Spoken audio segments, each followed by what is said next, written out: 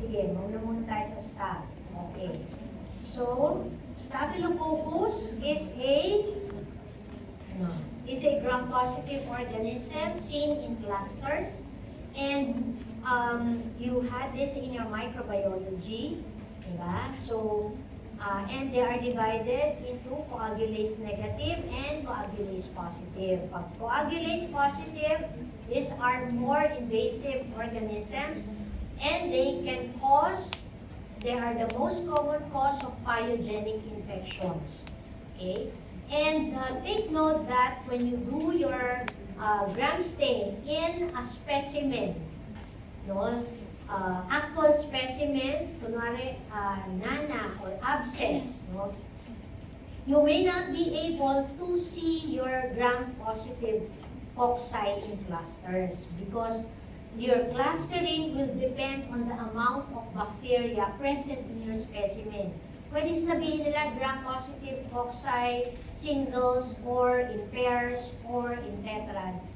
Dahil konti lang yung mikrobyo. No? Hindi silang walang clustering. Remember that yung clustering is usually seen either when you have a pure colony or maraming mikrobyo yun sa specimen nyo. Okay? So again, they're divided into coagulase negative and coagulase positive. Your coagulase positive is exhibited by Staphylococcus aureus, and your coagulase negative are your Staph epidermidis, Staph saprophyticus, ano ba? Staph, ano ba?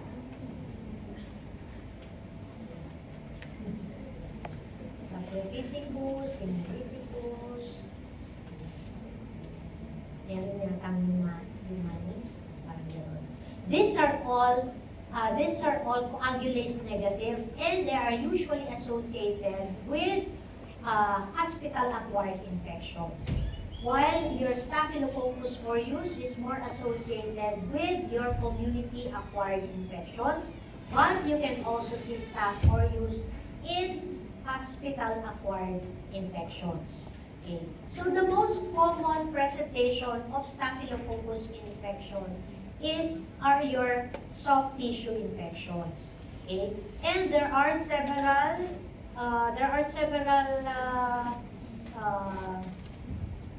virulence factors of your Staphylococcus. We have your ano nandyan, mga anak? We have yung mga Anton, Valentine, whatever, Oxy, Valentine, alimutan ko na rin.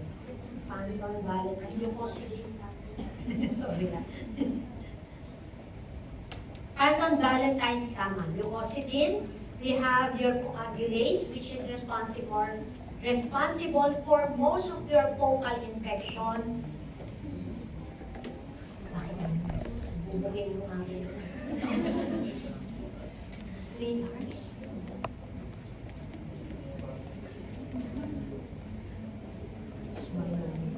Wait lang. Nasa na.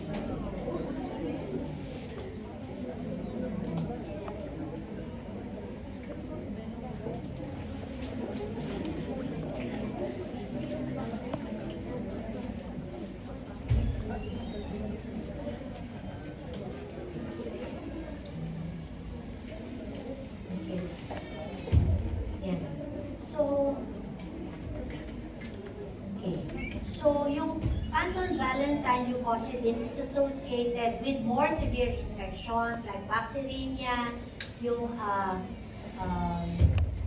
ito,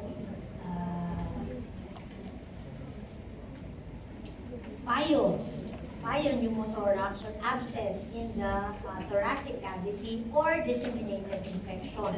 While your coagulase, your clumping factor, and your protein A are usually associated with abscesses. No? So yung mga boil or pigsa, yung sinusitis, no?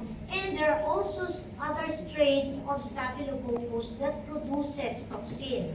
And these are your ESST1, which leads to your toxic shock syndrome, enterotoxin, which leads to diarrhea, and your exfoliatin, which leads to staphylococcal scalded skin syndrome.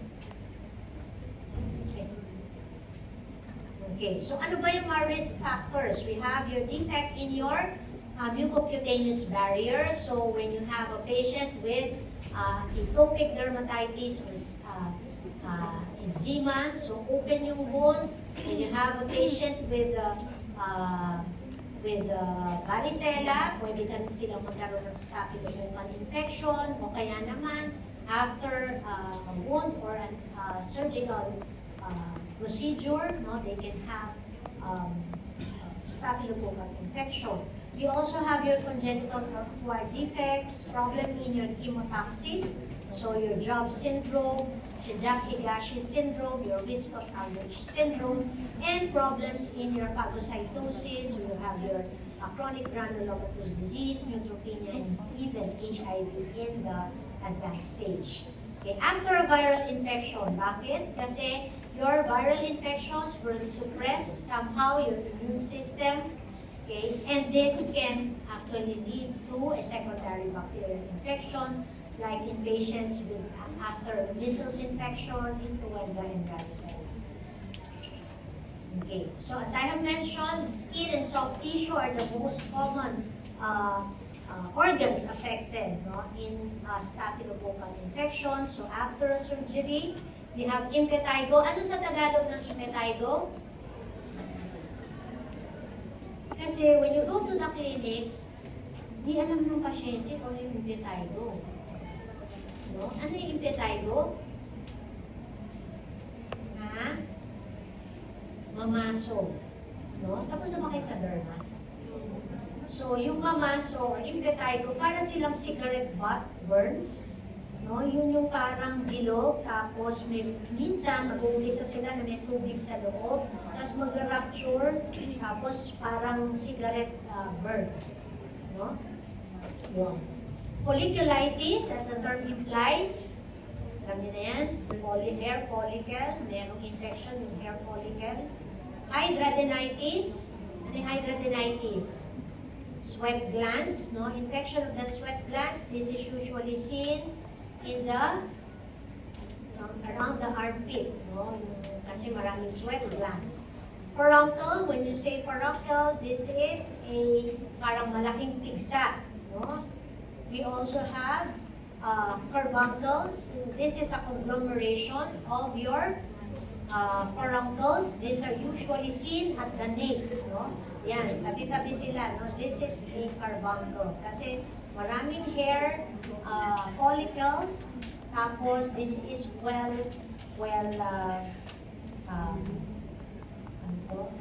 vascularized, and medyo kung minsan ito yung part na nakakalimutan kuskusin, no? So kung minsan dyan ang focus of infection. Okay? We can also have cellulitis. So this is cellulitis. This is the shoulder. Okay? Ito yung kilikili. So in patients with cellulitis, you always have to rule out the possibility of arthritis or osteomyelitis. Okay? You can also have tropical myomyositis. So as the term implies, myo means muscle, pyo means nana, tropical kasi dito sa Pilipinas. So tropical myositis. So it's more common in the tropics. Okay, so this is cellulitis. Okay? Ito yung sinasabi kong impetigo. So, para siyang cigarette butt. Maybe nakita na ninyo ito yung sa mga kung bata kayo or kung may mga pamangkin kayo na merong mga ganitong lesions. They're more common on the extremities. Usually on the lower extremities. Kasi yun yung part na laging na-expose sa sahig, no? And hindi sila madalas na nalilinis na mabuti. This is orbital or preseptal cellulitis. Okay? So this is a more disseminated form of impetigo. Sometimes you can also call this as disseminated staphylococcal scalded skin syndrome in a patient na nabigyan kaagad ng antibiotics. Okay? You can also have eye infection secondary to staph. No? Yung stye, yung pulitin. No? You can also have purulent conjunctivitis. So, it can also affect your conjunctiva. You can also have preseptal cellulitis. However, you have to be very careful in patients presenting with orbital cellulitis because this area is a dangerous zone. No? Itong part na to, you can have cavernous sinus thrombophlebitis. So, if you have a severe infection in this area, no, you have to be very aggressive.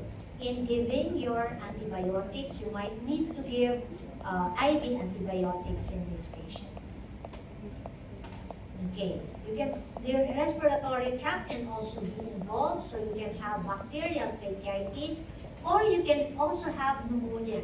So in patients with pneumonia, they can present as necrotizing pneumonia, empyema. So ano ibig sabihin ng empyema? Merong nana, again, payo, nana, sa thoracic cavity.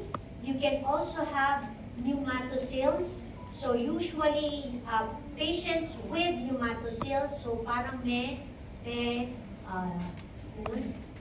bubble sa chest. So initially, it can present as a consolidation. However, during recovery, no, after antibiotics, you would see parang bubble, no? And this may be a pneumatocyst, and this pneumatocyst can actually rupture, and this can lead to pneumothorax. Nagkakaroon ng hangin sa thoracic cavity. Okay? So when you have payo, nana, pneumothorax, there could be nana plus air in the thoracic cavity. So this is quite characteristic of staphylococcal pneumonia, yung pneumatocysts. But aside from yung staph, meron ding ibang bacteria like Klebsiella. Okay. Now, it can also cause cervical adenitis. So, nagkakakulani, no? Yung pasyente, inflamed lymph node. So, again, staph is a common cause. You can also have purulent pericarditis. This will be discussed in cardio. You can have osteomyelitis or arthritis. Again, take note that when you are dealing with a patient with cellulitis, you have, especially if it's long-standing, you have to rule out osteomyelitis. And in patients with osteomyelitis, the most common cause is Staphylococcus aureus. So with arthritis. In patients with cellulitis, kunwari long-standing na, your X-ray may not show osteomyelitis immediately. Okay? So sometimes it may take around 10 days before you would see bone changes on X-ray. So if at the time na nakita niyo yung pasyente, wala pang 10 days, hindi yung ibig sabihin na normal yung X-ray niyo, wala na siyang osteomyelitis. If a patient has persistent fever o kaya the recovery is quite slow, no, you have to repeat your X-ray to make sure that you're not dealing with osteomyelitis. And unlike in very young children, sabi natin kanina yung pseudoparalysis, naalala ninyo, no? In very young infants, they can just present as pseudoparalysis. In fact, yung iba walang lagnat. So in patients with pseudoparalysis, you have to do X-ray and the CBC kasi baka merong osteomyelitis yung pasyente. Okay? And your CBC, ESR, and CRP will actually also help, no, in monitoring response to treatment. So, kunwari, initially mataas yung WBC ng pasyente, tapos para makita mo kung nagre-respond siya o hindi, you repeat the WBC count or the CRP or the ESR. If there's a decreasing trend in your ESR and CRP, no, without even doing an X-ray, you know that your patient is already responding to your treatment. Okay? Kasi mabagal nga yung changes, no, sa X-ray. Also, your staff can cause endocarditis. Okay. So now let's go to the different organs involved. No, we have, sabi natin, pericarditis. No, so you can have. This is usually a complication of a bacteremia. No, so pwedeng dati nagkaroon siya ng occult bacteremia, nagkaroon ng sugat, tapos ng fever, nag-bacteremia na pala siya, tapos nagpunta sa pericardium. And usually, this is associated with, kunwari nagkaroon ng osteomyelitis yung pasyente, o kaya naman nagkaroon siya ng staphylococcal pneumonia. Eventually, they develop pericarditis. Okay, so these are the signs and symptoms. I think you're going to discuss this in cardiology. Okay? Endocarditis, when the valves are involved. Sa pericarditis, yung pericardium. Pag endocarditis, yung valves. Okay? Osteomyelitis, I've already told you this, that in very young infants, there's minimal toxicity, no fever, except for pseudoparalysis. Okay? So, again, same thing. So take note that for neonates, S or use is the most common cause. In fact, lahat, no, across all ages pala, sorry. But for 2 months to 4 years of age, in a patient who is unvaccinated, consider him as a cause of osteo or septic arthritis. Okay? So ano yung best specimen for osteomyelitis and arthritis? The best specimen to submit for culture would be your bone aspirate or your synovial fluid. Okay, you can do blood culture, but the yield may not be that high. Okay, so as I have mentioned, your X-ray may be done, however, at the latter stage of the illness. Okay, and pero syempre, kung evident na yun, you can do your X-ray anytime. Okay? ESR, CRP are used, and WBC are used to monitor the course of the response to treatment. Okay. Also, your staff can be seen as a cause of peritonitis in patients with CAPD. Ano yung isa yung CAPD? Kanina, nephro. Continuous ambulatory peritoneal dialysis. So kasi nakatusok siya dito, staph is a normal flora of the skin, so mataas ang risk for infection. Meningitis, though your book would say that it's unusual, but we see cases here in our country. In fact, we see abscess, no? Brain abscess secondary to staph, which is the most common cause of brain abscess. Okay? Now, okay. So, in patients whom we diagnose to have a possible soft tissue infection, no abscesses, the best specimen rather would be the aspirate from the site of infection, hindi swab.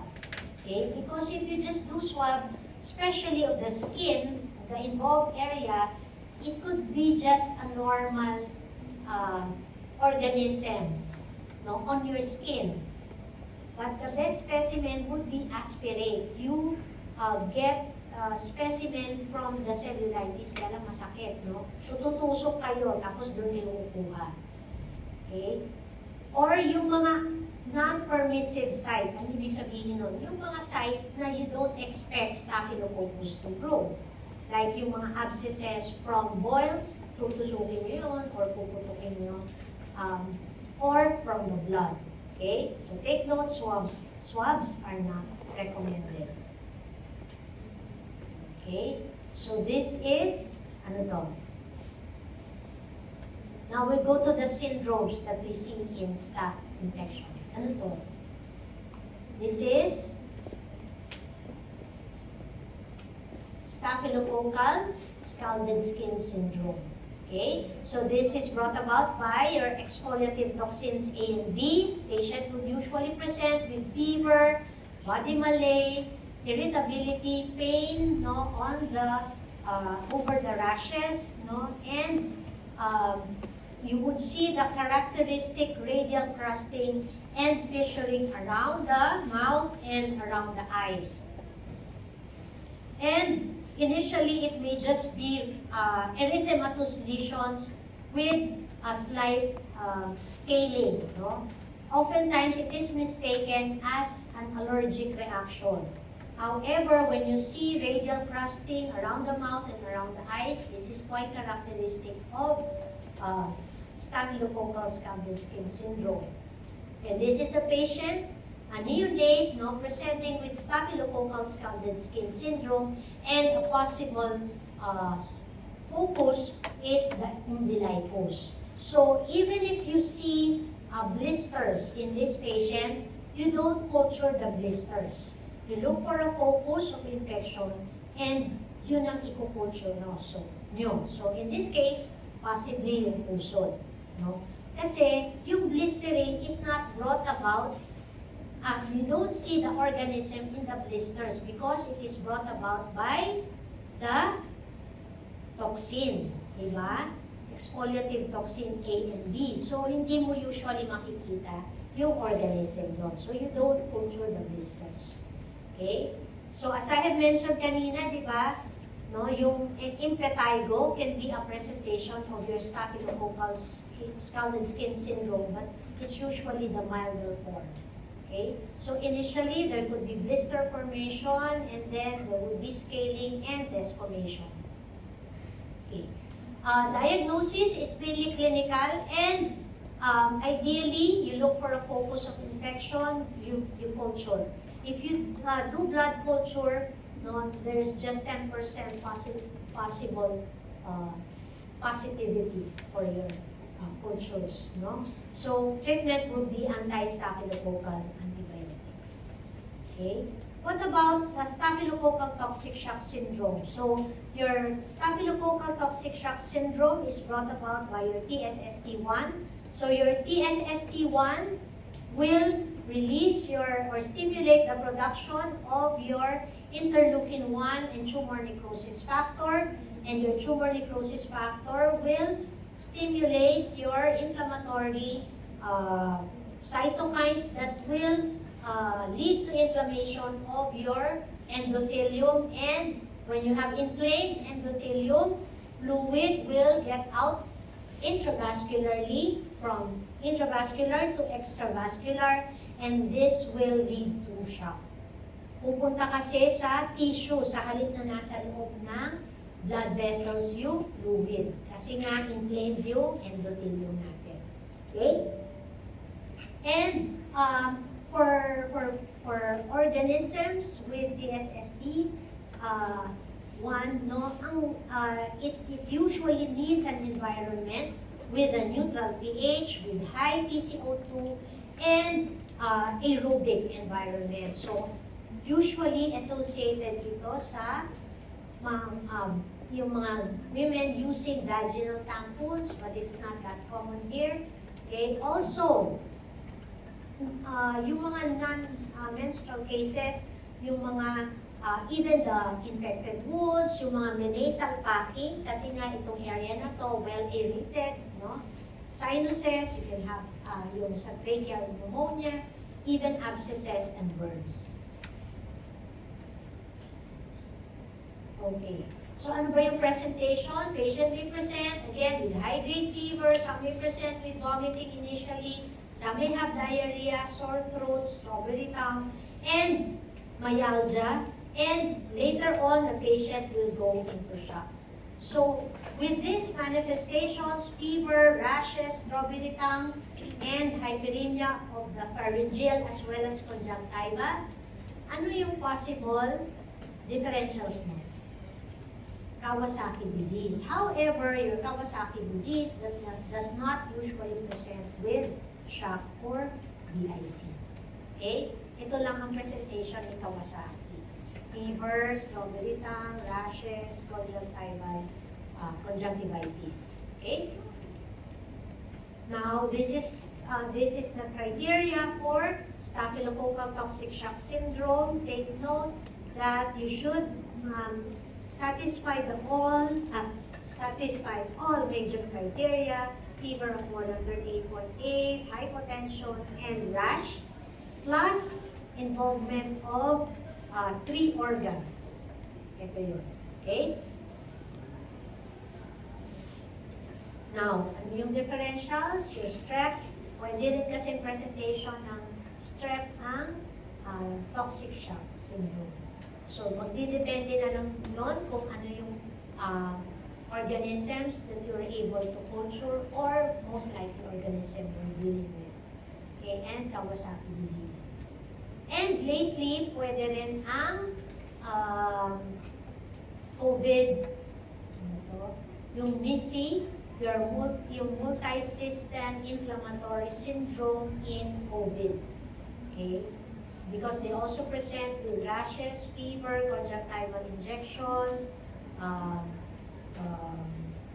and BIC. Okay, treatment, since shock ang presentation, fluid management, inotropes, and your beta-lactamase resistant anti-staphylococcal agents. No? You can either use oxacillin plus clindamycin, or you can also use yung mga for more resistant organisms, vancomycin. Okay? Bakit plus clindamycin? What is the mode of action of clindamycin? Mechanism of action of clindamycin.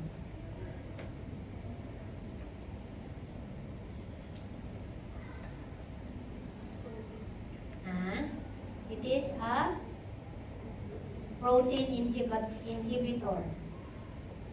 Kung protein inhibitor siya, ano yung gagawin niya sa staphylococcal toxic shock syndrome? What is the pathogenesis of staphylococcal toxic shock syndrome? Ano yung dahilan? What triggers the shock? The toxin. What is toxin? It is made up of protein. So, if you inhibit protein production, you inhibit the production of toxin.